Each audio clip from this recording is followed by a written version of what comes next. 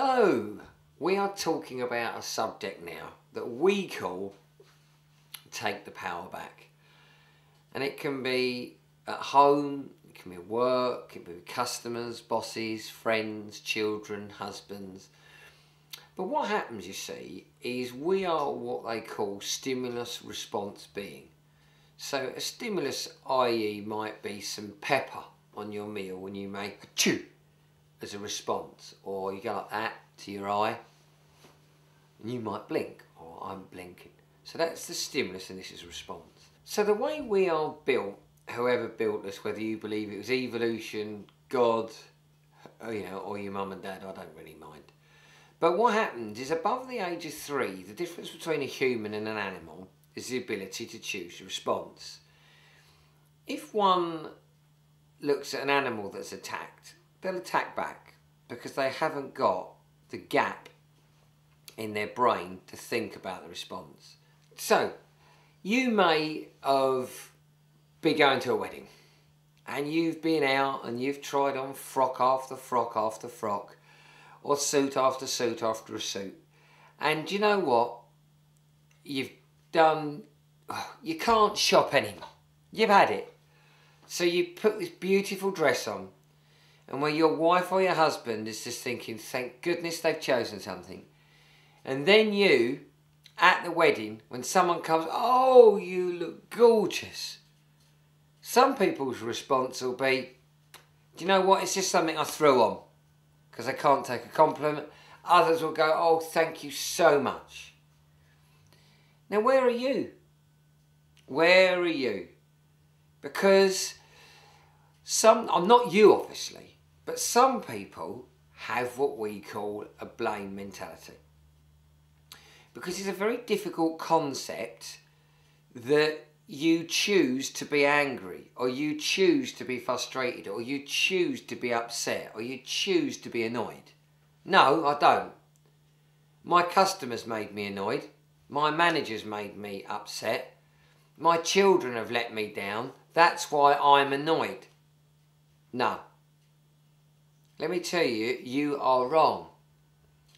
Because whatever your children or customer or boss or wife or husband do to you, you, as of now, have the ability to choose your response. And you can never ever blame anyone ever again for getting you upset, because you're choosing to get upset. That's right. If the customer swears at you and you get angry, you're choosing to do anger. What you're doing is you're giving your power to the customer. So because the customer is not a nice person, you are empowering their weakness. So their weakness is they may swear. But you are then allowing them to control how you feel, and you're becoming the victim. Exactly the same as a sales manager saying to a sales consultant, or a sales director to a sales manager, or whoever. But the bottom line is, you now no longer can consciously say it's your children's, your wife's, your husband, your customers, your boss's fault. Because it isn't. It's yours. You are choosing the emotional state that you choose to live in at any one time. You are choosing the emotional state you live in at any one time. So let's just think about this. Somebody could come on in and say, well, how's it all going?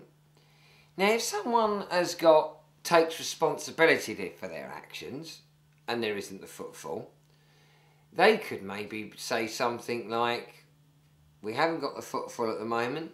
I've managed to track down a lot of local clubs, the WI, some churches, some bridge clubs, some card clubs, a quilting club. So what we're going to do is we're trying to generate some footfall at the moment so we can help sell these last few properties.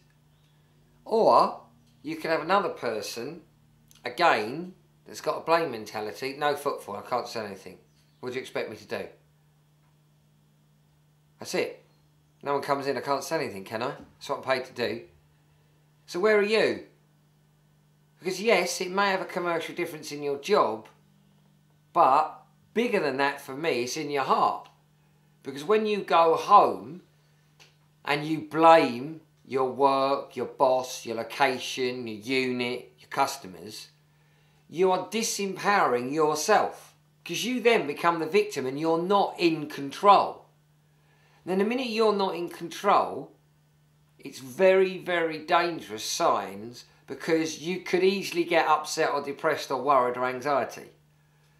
Because by blaming everyone else, you're not in the driving seat. You're not in the driving seat, you can't do anything.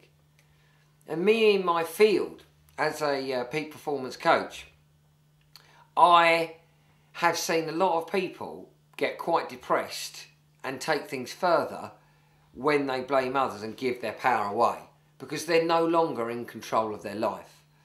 So I want you, so if someone says they are overpriced, choose your response. That's what you get for quality.